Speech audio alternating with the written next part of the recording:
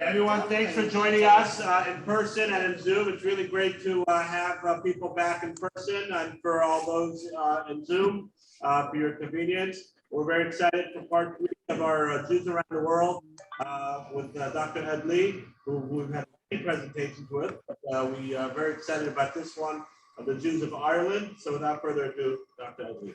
Thank you, Rabbi.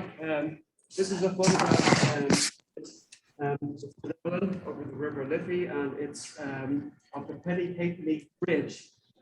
In the old days, there was a toll of a penny and a halfpenny. We're last in Dublin in 2019, just before the pandemic started. So today's talk is about Jewish life in Ireland. Now, when I started this, I said, how can I talk for an hour about Jews in Ireland? It's a very small population. As I delved deeply into it, I had to shrink down the lecture because there was so much information. So I'm Irish and I'm Jewish. And people ask me, where are you from? I'm from Ireland. What are you? I'm a Jew. And if I ask a non-Jew or a Jew, this actual question, I get the same response every time. They say, how can you be Jewish and Irish? Every single time. No, and if I'm Jewish, they say, are there Jews in Ireland? Every single time. And sometimes the Jews and the non-Jews say, was there a Lord Mayor of Dublin who was Jewish? And that's the end of the conversation. It stops right there. So the outline of this lecture is, very briefly, I'll be talking just about the geography of the place, where the country is, the history of Jews in Ireland, which goes back to 1,000 years, actually. I'll talk about people, Jewish people and my family. And at the very end, there'll be some intrigue. I think you're going to be shocked or at least surprised. So wait till the very end. So what are my sources? Well, I was born in Dublin. I grew up in Dublin. I went to the Jewish day school there, to the middle school. So that's my personal experience. I have not been back since 2019, but I'm in contact with Jews who live there. There's a whole plethora of books about the Jews of Ireland, just to name a few here, which I also used. So there is a Jewish diaspora. There's an Irish diaspora, and there is an Irish Jewish diaspora. So there's a whole horde of Jews who live all over the world who have a very strong connection to Ireland. Now, why is that? Well, let me give you an example. This is a quote. My first cousin, Charles Elliman, who was actually in this show for Shir Mitzvah Mitzvah, he died 2 years ago. He died in London. He sat up in bed, and his last dying words to his wife were, bury me in Dublin. What person from Detroit on his deathbed sits up and says, bury me in Detroit, and drops dead? So there's some connection with the Jews in Ireland. Everyone has a very strong connection. All the Jews in Dublin are strongly connected to Ireland, even though we've left the country. There's a weekly newsletter which I get. It's the community news. And my brothers and my sister, we talk every week. We talk about this. We analyze it. We see who's, who passed away, who was born, who's this, who's that. So the latest news in the newsletter 2 weeks ago was that the chief rabbi, Rabbi Lent, resigned from being the chief rabbi of Dublin. He's a Chabad rabbi. He was the rabbi since 2000 and something, and he is building a massive Chabad center with a restaurant because the population is exploding. It's exploding to 2,600. That is a big number of Jews in Dublin. The population was 800. Now it's 2,600. It is exploding.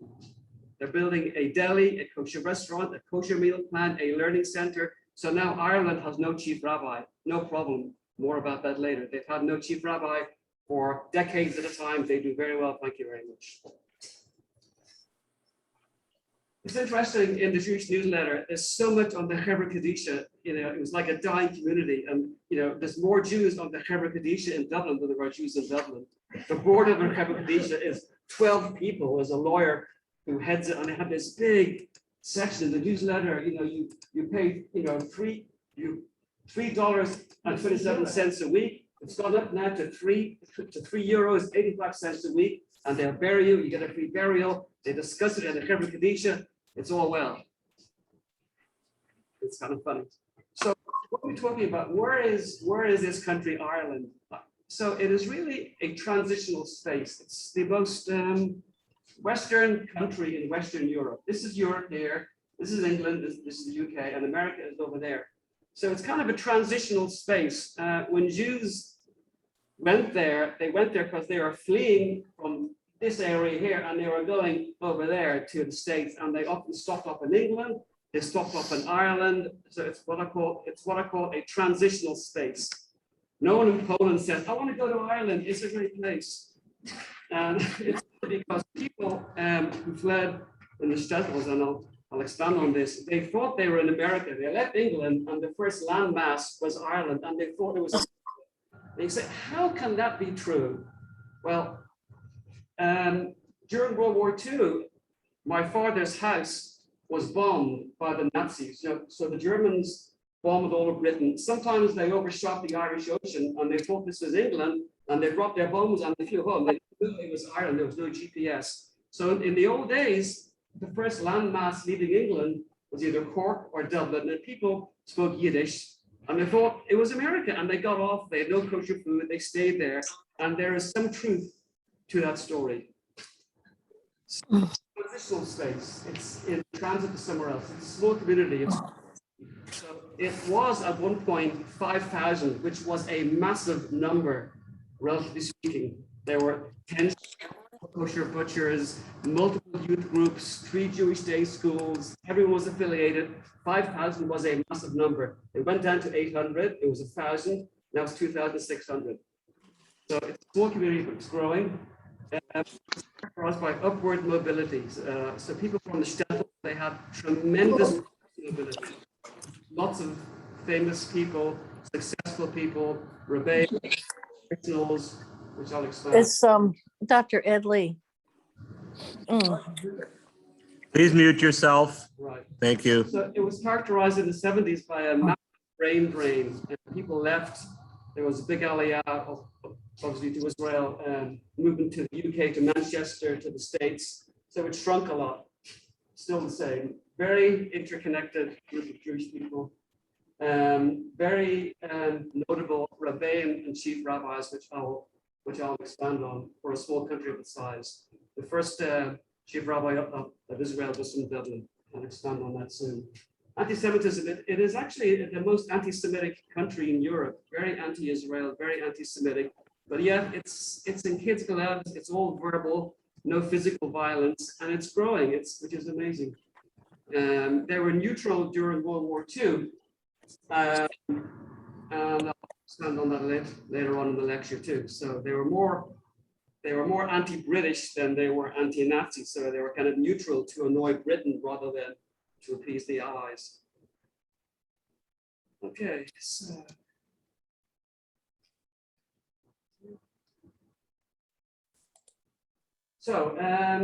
these are the community centers where Jews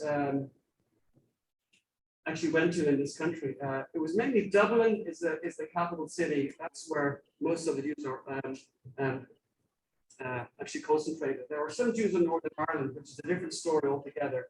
There were Jews in Cork until recently. It's just a very small city. It's a port city. It's where they built the Titanic, actually. And there were Jews in Limerick, and there was a pogrom in Limerick at the turn of the century where they were expelled. There was a Catholic priest, Father Cray, and he was a vile anti-Semitic person. And so there was a pogrom in Limerick, so there was no Jews. Now there were Jews in other parts of the country, which I was very surprised. In about 4 other parts, Dundalk in this area there, and if you go to Wikipedia, there were about 20 shows all over the country. It's fairly remarkable.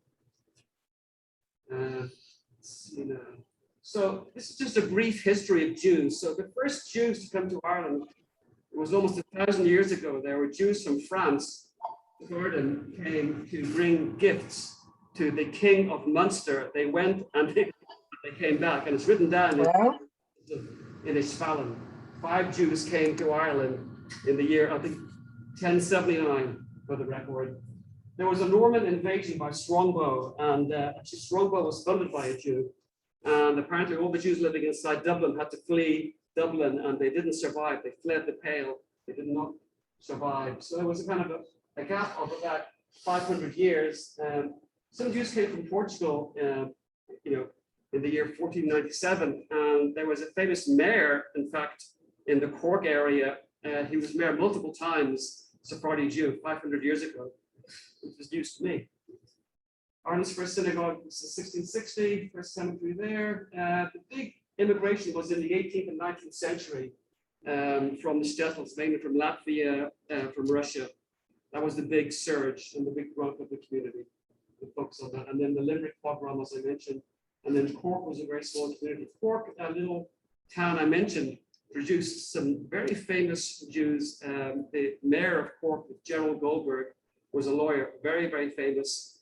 Another person was Jessamine Birkan, was an anesthesiologist in Israel. He was one of the founding fathers of anesthesia in Israel, who I trained with in Rambam Medical Center.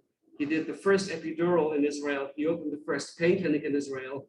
He was a Cork man. He had a strong Cork accent. He could curse like a pirate, North Carolina. He had the most vile language, and he was a big drinker, a sense of humor, and he was a Cork Jew to the core. Very famous person. So the Jews of Northern Ireland, so in the north of Ireland, it is actually it is part of the United Kingdom. So it's under the guise of the UK. It's British, if you will. The makeup is about, it's a little more Protestant than Catholic, and there's a small number of Jews living in Belfast. And so the Protestants have this orange flag, see this orange thing, and they're part of what's called the Orange Order. Now Jews have got to pick a side where they live. If we're in America, we're pro-American. If we're German, we're German. The Jews of Northern Ireland, because of the Orange Order, they're called Orange Jews. That's a bad joke. So it's kind of funny in this little part of the world where you have Jews in Northern Ireland, which are loyal to Britain. Jews in the Republic are nationalist, and Jews in Britain are British. But the Jews, they get along, but they have to affiliate with somebody. So there's an old story of there's a Jew in Northern Ireland during the troubles of the Catholics and the Protestants, with the Civil War. He's stopped by a British soldier, and he says to the person, "Are you Catholic or Protestant?" He said, "I'm Jewish." And the soldier says, "Are you Catholic Jew or Protestant Jew?" So this is the Protestant Parliament in Stormont, and these are the Republicans. These are the board. These are the nationalists with the Irish flag looking on. So this is a picture of my sister. I didn't take this. This is the house I was born in Dublin. My father bought this house in 1950 something for about $8,000. It sold last week for 0.75 million euros. Shows you inflation. So this is the house I grew up in. It's in the center of the Jewish area. My sister here, and this is, if you look at the street sign, you see it's in English, but the top of it is in Irish. It's in Gaelic, right? It's Park Rathandoon, Rathdam Park, and Irish is like a second language in Ireland. It's a bit of a dead language, but everyone learned it. I can understand it. Understand every word. Can't speak it very well. But all the street signs are in English and Irish. All students, even in the Jewish day school, learn Irish and modern Hebrew, of course. And it's actually permeated Jewish life. So in the Jewish newsletter, even the kosher shop in the show, how do you pronounce that? Any ideas, anybody? That word? Ansiopa. It's on shopper. So means it means the shop, the kosher shop. There's a website, so they have a kosher shop in Dublin, and you can get your red meat order. It's not very useful for us, but you can order your red meat there. If you're traveling in Dublin, by the way, and you keep kosher, there's a lot of kosher options you can order. There's meal plans. It's expanding. It's easy to keep kosher there. So let's talk about the demographics. If we look at the States, in the USA, there's a population of about 333 million people. It's about 1.7% of the population are Jewish in the States. If you look at Ireland, the population is 5.7 million. Now there's 2,600 Jews. It's 0.052% are Jewish. And one of the chief rabbis of Dublin, Emmanuel Jakubowicz, who was a lord actually, he said, Ireland is a small nation of 3 million people 95% are Catholic, 5% are Protestant, and I'm chief rabbi of the rest. Very small community. Rabbi Jacob. Out of Rabbi, Rabbi Jacob. yes, Rabbi Jacob He Roberts, was the chief rabbi of chief England, rabbi of too. Ireland and England and And the in Commonwealth. More on that later. Yes, he was the first person to have a knighthood, and he was in the House of Lords, the first Lord, the first rabbi to be a Lord in the House of Lords, and he sat there with a blue yarmulke and he stuck out. And out of this small community came a massive contribution of culture, Yiddishkeit, talent, and so forth. That's not my words, that's from Dermot Keogh. There's a Supreme Court judge, Lord mayors, politicians, lawyers, physicians, artists, college professors, patrons of the arts, photographers, movie directors, very, very famous people. I can't go through all of them. I picked out a few. Supreme Court Judge Henry Barron, he's still alive. Lord mayors, so you may know, so there's the Briscoe brothers, there's David, Ben Briscoe was the most recent one, Gerald Briscoe, Ben Briscoe, Gerald Goldberg was the Lord Mayor of Cork. Politicians, my uncle Mervyn Taylor, who passed away recently, he was the highest ranking minister in the Irish government. Alan Shatter, Ben Briscoe. Lawyers, lots of famous lawyers. There's my uncle there, Herman Good, famous lawyer. Physicians, you see Abrahamson is listed there and there. There was a blue blood family in Dublin called the Abrahamsons. They produced many famous, like a lawyer, lawyers, cardiologists, and there was an Abrahamson in my medical school. Who became very well known. So very kind of mentioned. The Dublin family, not so famous.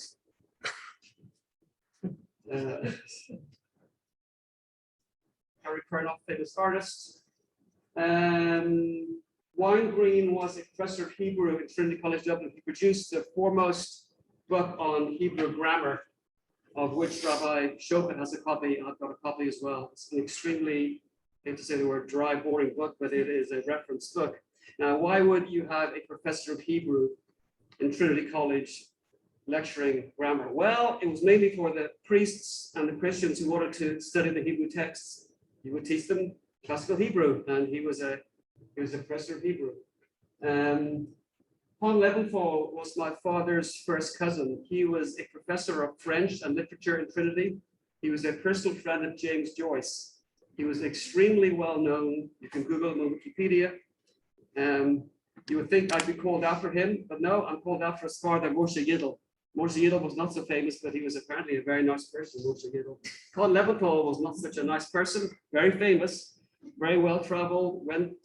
He taught James Joyce Hatikva, he taught James Joyce Hebrew. There's a scholarship after Colin Leventhal. Elman family helped to build the Gaiety Theatre, the Abbey Theatre, my family actually. Amelia Stein, famous photographer. She is a famous photographer. She was the year ahead of me in high school. She is a photographer for the arts and the theater. Film director Leonard Abrahamson, again, very well-known film director in these parts. Chief rabbis, lots of chief rabbis. So before I get to the chief rabbis, I'm going to go through some of the famous secular people in Dublin. So this is my uncle who passed away. I think that's Rabbi Fish. You're aware of this, it was in the bulletin. He was one of the first Irish politicians. He was the first minister in the cabinet. He was a minister for equality and law reform. He was born in 1931. He entered law school in 1946. He went into law school at the age of 15.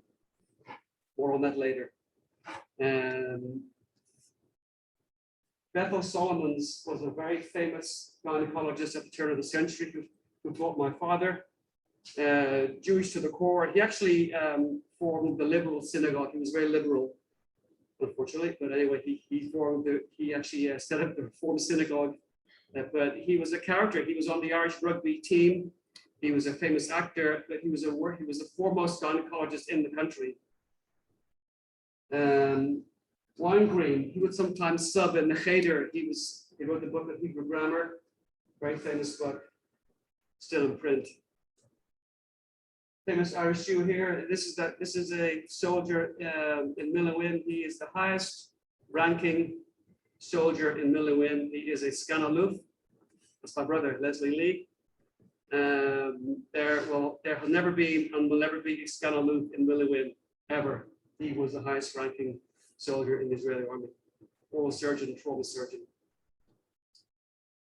So this is just to change gears. This is the inside of Trinity College.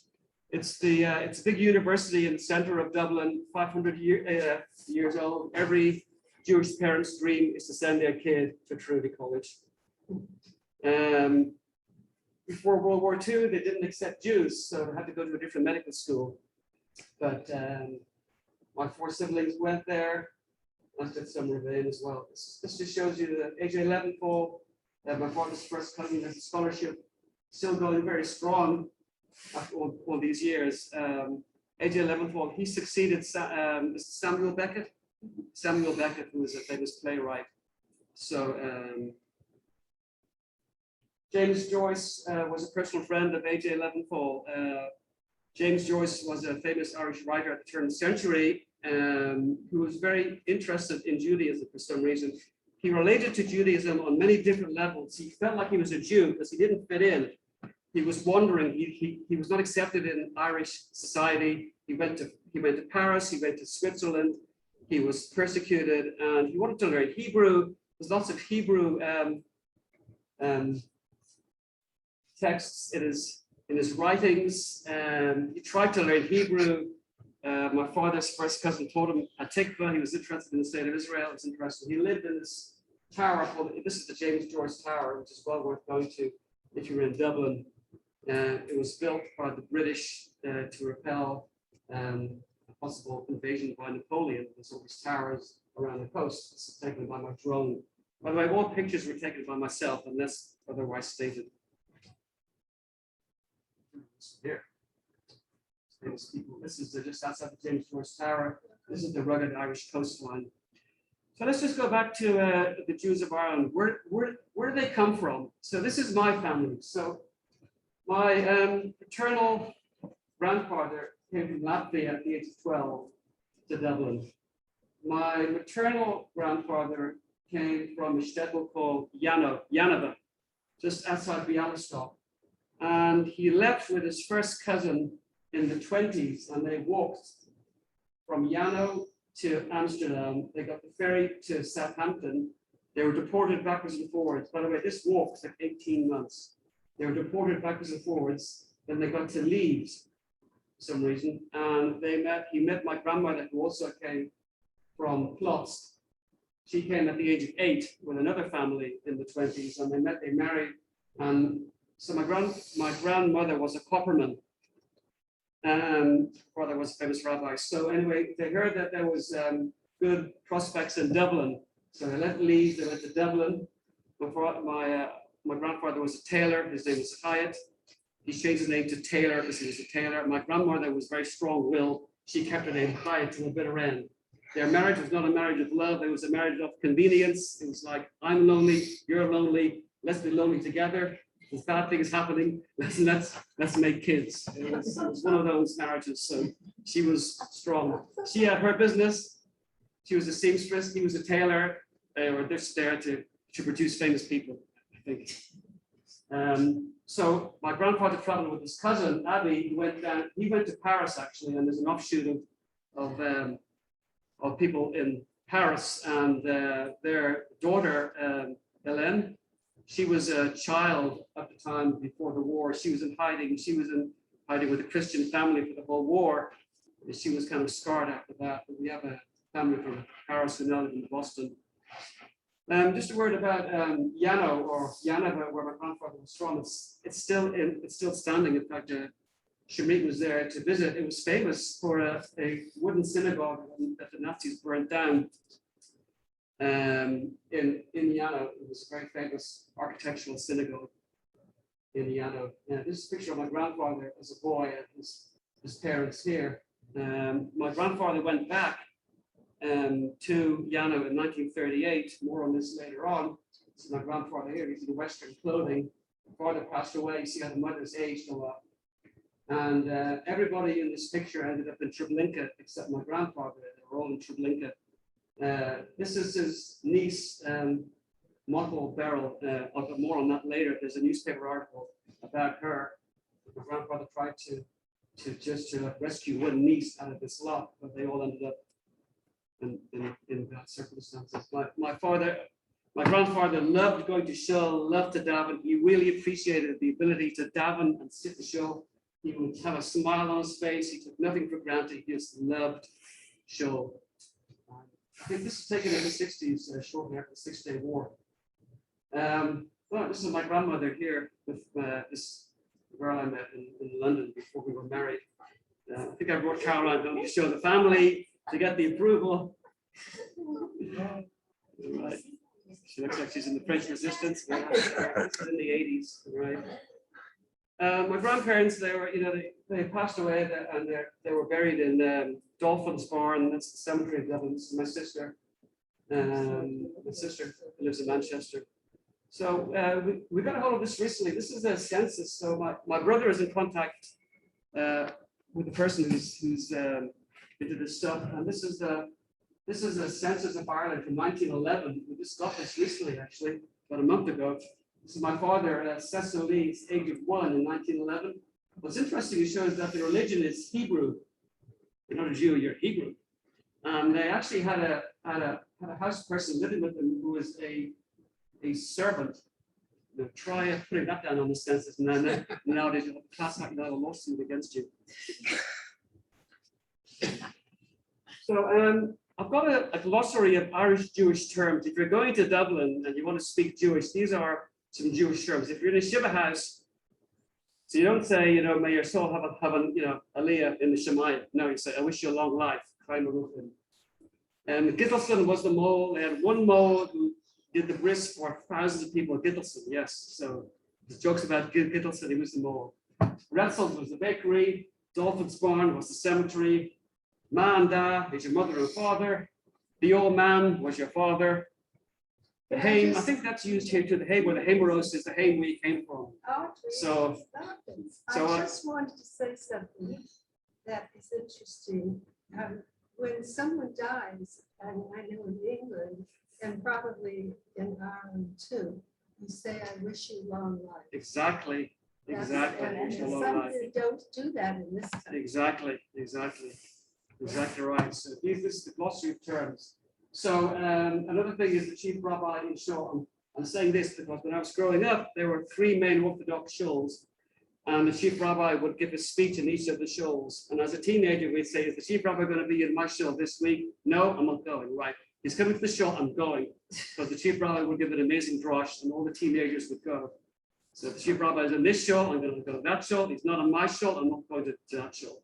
So you can actually use all these glossary. You can make up a sentence. You can, with all these terms, you can say, I've got to go to Bretzel's Bakery to get some bagels because I've just come from I've just been to the Bishaylan and Dolphins Barn.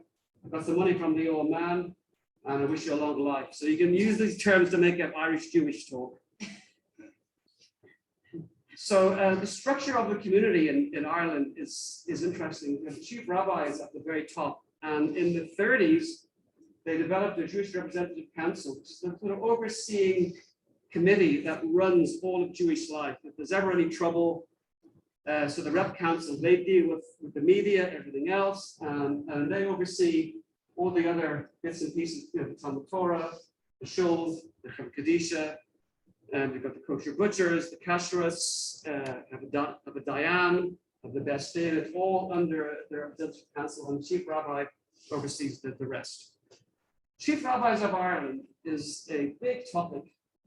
There were many famous chief rabbis of Ireland. They were either giants, and they were very outspoken. They were either famous, or they were preceded by famous people, or they became famous, or they were succeeded, preceded, or they were famous. It was a stepping stone to greatness. They became great. So if you have any ideas, so there's a vacancy now in Dublin. There's no chief rabbi. If anyone has any ideas, stepping stone to greatness. Let me give you an example. All right. This is a busy slide here. Emmanuel Jacobopoulos was Chief Rabbi of Ireland from 1949 to 1958. All right. He was preceded by Rabbi Yitzchak Herzog, who's actually my hero. He became the first Chief Rabbi of Israel. He was a giant. He was succeeded by Jonathan Sachs, okay, the Chief Rabbi of the Commonwealth. So these Chief Rabbis of Ireland, they were in the middle of these famous people who did famous things. Now, Emmanuel Jacobopoulos is no slouch, okay? He's no slouch. He developed the whole field of Jewish medical ethics. He was knighted by the Queen. He sat in the House of Lords. He was very friendly with Margaret Thatcher. Very controversial. He was not so. He wanted to give back the West Bank and part of Jerusalem. And Rabbi Shlomo Garon wanted to excommunicate him. Very controversial. With Yiddishkeit and actually, public office, very, very famous, very well known, very controversial. He was born in Germany, Königsberg. He had a PhD, University of London, and he was the Chief Rabbi of Ireland at the age of 27. We had a Dayan in Dublin, so Dayan Aloni. He was a full-time. He was thought to be the greatest Torah scholar. He was a full-time Dayan. He gave no classes. He didn't need to give classes. Didn't give speeches. He was a Dayan, full-time. Very pleasant person. Because he married Rabbi Matlin's wife. That's why he came to Dublin. Isaac Bernstein was the most outspoken orator, the most outspoken rabbi of Dublin. He was a fiery orator, and he was known as Blazes Bernstein. You can access his shiurim online. It's before YouTube, all his Parsha tapes are online. He was a fantastic speaker. Now, of all the rebellion here on this page, he is the least qualified person. He only has a master's in mathematics from Trinity College Dublin. The rest of them have got knighthoods, PhDs, chief rabbis. They are very famous. He just has a master's. He was just a mathematician. It's quite boring, actually. He's a chazan as well. Just briefly about Dayan Aloni, very lovely person. He was the head of the Beth Din for 40 years in Dublin. He wrote this book, Degal Yosef, and you can see here at the bottom it says Dublin in Hebrew writing here. I mentioned briefly Rabbi Herzog, and I'm going to spend some time about Rabbi Yitzchak Halevi Herzog. He is a phenomenal person who should have got the Nobel Prize. One of the foremost rebellion of our time. The Herzog family has to be compared to the Kennedys. They had this dynasty of famous people, and they married famous people, and they became famous people. So Rabbi Herzog, his son is Chaim Herzog. He was born as Vivian Herzog. So who knows why he became Chaim to Vivian. Well, he was in the British Army during World War II, and they said, "What's your name?" Chaim. That's not a name.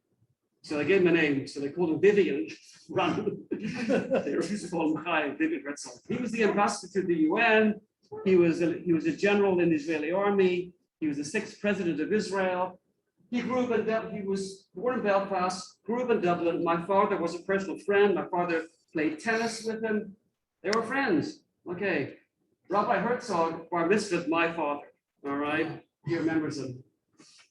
His son, who's called after him, is Yitzchak Herzog. He is the president. He is the current president of Israel.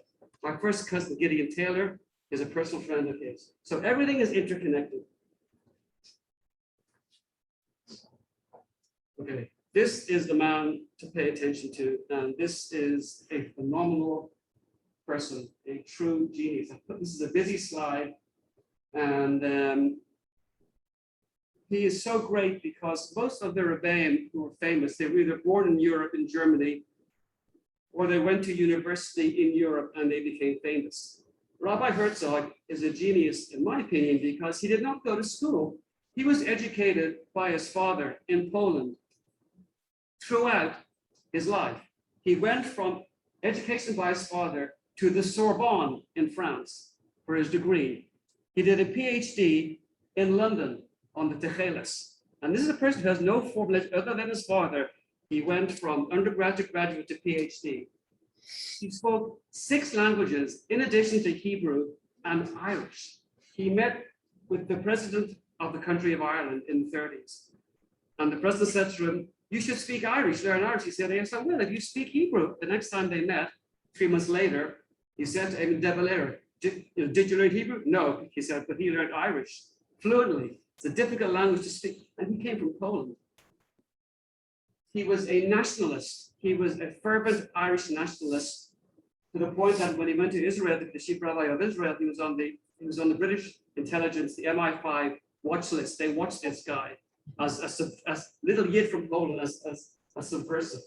He traveled to the USA during World War II to try to speak to Roosevelt to take children in from Europe to actually rescue the children. And they said when he came out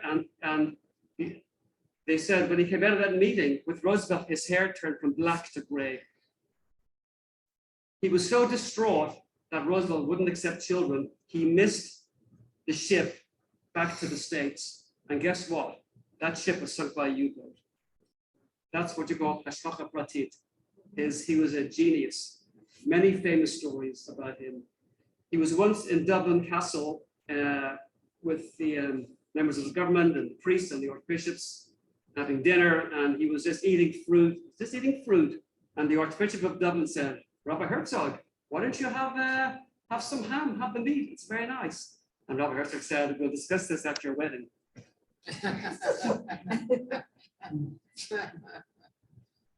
The other story about him is he traveled to the orphanages after the World War, after World War II to rescue children.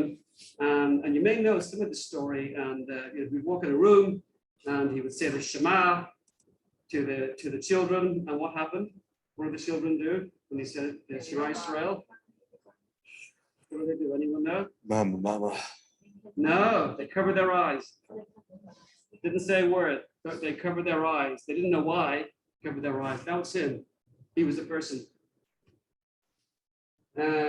He became, so from the chief rabbi of Dublin, he traveled to Israel in 1937. He got the boat to Egypt, and he got the Trans-Sinai Railroad from Egypt to Jaffa. And every station he stopped, people cheered. He was like Diego Maradona. He was like a rock star. They loved him. And this rabbi, he should have had the Nobel Prize. Underappreciated. He was a polymath. In other words, he was talented at multiple things. He had people skills, Torah skills, language skills. He excelled at everything. And he just never went to school. Just to go back to the wartime. So this is again, we're going to revisit this picture here. This is my grandfather back in 1938. He went back to Poland, and he tried to bring his niece, the eldest niece of his sister, to Dublin. And my cousin Gideon Taylor wrote an article in the Irish newspaper about this. So my grandfather petitioned the Irish government he just begged the government just to let in this one person before the war to save one person of his family, and they just refused. He said he would take care of her, she would not become responsibility of the state, she would work, but the Irish actually closed their doors to all Jewish immigration, as did most European countries. We're almost done. So this is just the inside of Trinity College here. This university, 500 years old. It's in the center of the city of Dublin. This is another medical school called the Royal College of Surgeons. My father went to this medical school. Before the war, Jews weren't let into Trinity, so they had to go to the Royal College of Surgeons. Now, I'm going to change completely. Intrigue.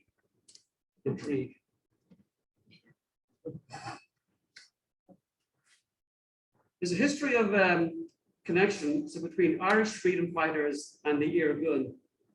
The Irgun noticed that the Irish were very successful at terrorizing the British, and the Irgun were trying to terrorize the British.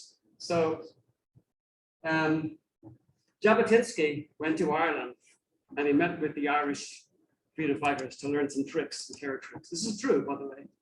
And the first mayor, Robert Briscoe was also like an Irish freedom fighter terrorist. He met with Jabotinsky, as did the president, as did the prime minister, Éamon de Valera, to learn tricks. So these freedom fighters, whatever you want to call them, terrorist freedom fighters, they share. There's a long history of the Irgun and the IRA having some connections. Very well known. Interesting. The next story is even more shocking. So after the war, there were about 200 Nazis, so they escaped from Germany, they went to Argentina, some went to Spain, about 200 went to Ireland, and they settled down. And this guy, Otto Skorzeny, was in the SS, in the Waffen SS. He was one of Hitler's famous generals in the SS. He actually rescued Mussolini from captivity with a daring operation. And there's a movie made out of so there's a movie based on his life, when it's The Eagle Has Landed. That's right. The Eagle Has Landed with Michael Caine. It's based on his life story.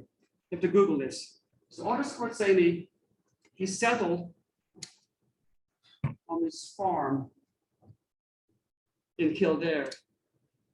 The Mossad caught up with him.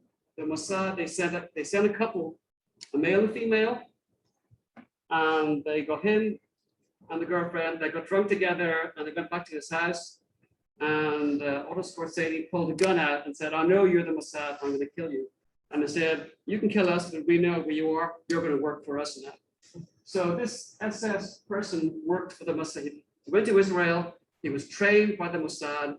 And what did he do? Before the 6-Day War, there were German scientists in Egypt developing rockets for the Egyptians. Otto Skorzeny assassinated Dr. Krug, a famous German scientist. He worked for the Mossad. He loved working for the Mossad, and the Mossad loved him a lot. So much so, at his funeral, there was a full Nazi regalia at his funeral. His Mossad handlers were there at his funeral. They loved this guy so much. He was so useful for the Mossad. What a twist of fate that is. The other twist of fate is he would frequent this golf club in Portmarnock in the early 60s.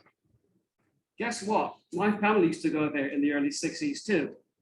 We would have, have a cup of coffee, have a Coke, sit on the terrace in Portmarnock. It is quite likely that my father met this person in the bar at that golf club. I may have met him too. It is extremely likely. We went there every Sunday. We go there occasionally. Quite likely my father spoke with this person at that golf club. How strange is that?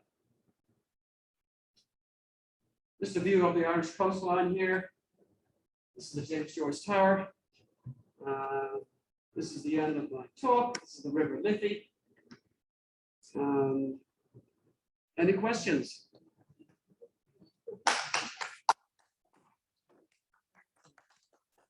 If people want to unmute themselves and add some questions, I'm going to turn the camera around.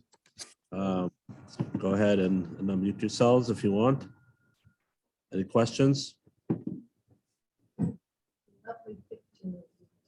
Okay. It's quite remarkable in a way that you have so many famous people, coming from such a small group. It's quite remarkable. Yes. I forgot to mention actually that, has anyone heard of Enya? You know the singer Enya? Enya. Yeah. The vocalist, yes. So on her first album, she thanks her primary care doctor, who's Dr. Don Buchalter, who is a Jewish doctor. So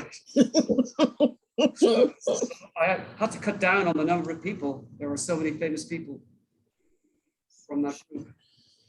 Do you think you could do a part 2 on this? This was so enthralling, Ed, and thank you so much. Yeah, in the future. We'll serve some Jameson. Yes. Okay.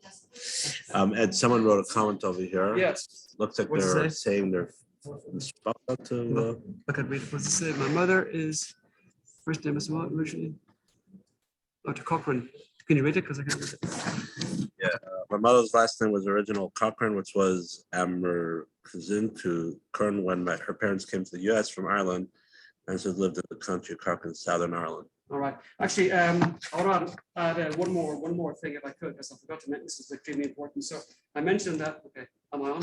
Yeah. I mentioned that my uncle Mervyn Taylor was in law school at the age of 15. He took the bar exam and he was accepted to law school, but they wouldn't take him. He was too young. So his mother, which is my grandmother, Miriam Taylor from Plovsk, she went down, she got the bus down to college and she went into the admissions office in her big fur coat. She smashed her fist on the table and started yelling at people, "You will accept my son into law school." She was a big Bangladeshi person and she smashed her fist and screamed. And they took him into law school.